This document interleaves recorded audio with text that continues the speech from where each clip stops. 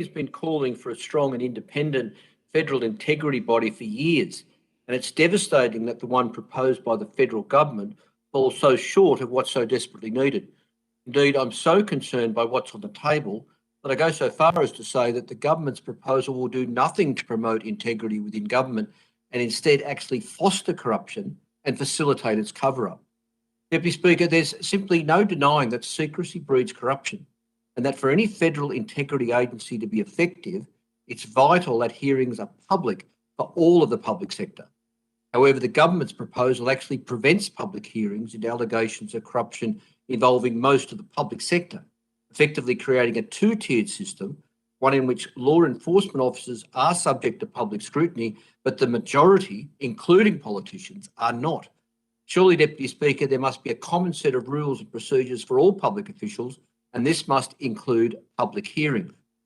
Moreover, Deputy Speaker, the definition of corruption in the government's proposal is way too narrow because the Integrity Agency would be unable to investigate and pursue matters unless there is reasonable suspicion that a crime has been committed. And this would mean that certain forms of corruption, such as undisclosed conflicts of interest, may quite simply go unchecked. Clearly, this is wrong. Clearly, the scope of any integrity agency must extend beyond criminal offences to a range of corrupt and unethical behaviour, including donation-fuelled favouritism, cronyism, and the rorting of parliamentary entitlements. Also, Deputy Speaker, the threshold in the government's proposal, requiring a reasonable suspicion that a crime has been committed, is again way too high and would effectively paralyse the Federal Integrity Agency, as it will be restrained from investigating a matter which, on face value, may not meet the threshold. The proposed agency also fails to recognise that, in most circumstances, criminal conduct will only be revealed through a thorough investigation.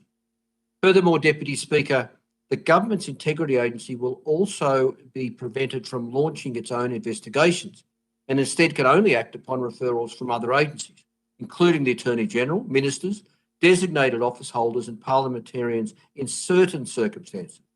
So public service whistleblowers and members of the public will be unable to make complaints regarding the public sector directly to the agency, which is obviously concerning because corruption and wrongdoing are often facilitated by those in high-ranking positions. Deputy Speaker, all we have to do is look at the evidence to see the importance of direct referrals from the community. Sports rorts, car parks, the Leppington Triangle, Jam land scandal, and the continual misuse of parliamentary entitlements, to name just a few. Moreover, history has shown us that high-ranking officials may disregard allegations brought to them rather than pursue or investigate. A perfect example being the lack of effective action taken by high-ranking officials within the ADF in response to Major David McBride's internal reports about command failings and deliberate blindness to the conduct of the war in Afghanistan.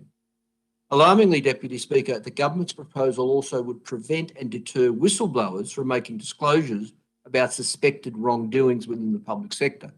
Indeed, whistleblowers would even risk prosecution for making unwarranted allegations despite current whistleblower protections.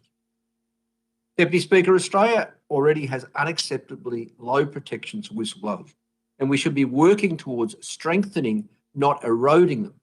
So any federal integrity agency must be able to act on its own accord and act on information provided by whistleblowers and members of the public. Preventing it from doing so will not instill public confidence in the system and greatly will restrict its ability to investigate wrongdoings. Deputy Speaker, the Australian public's trust in politicians and the parliamentary process is obviously at an all-time low, and it's up to all of us in this place to turn that around, starting with rebuilding a culture of integrity and creating the physical mechanism to restore the community's confidence in its political representatives. To that end, the government must either support the Australian Federal Integrity Commission Bill 2020, introduced by the member for Indi, or the National Integrity Commission Bill 2018, number 2, introduced by Senator Larissa Waters. Alternatively, the government must listen to the community and completely overhaul its dodgy integrity agency proposal. To do anything less will just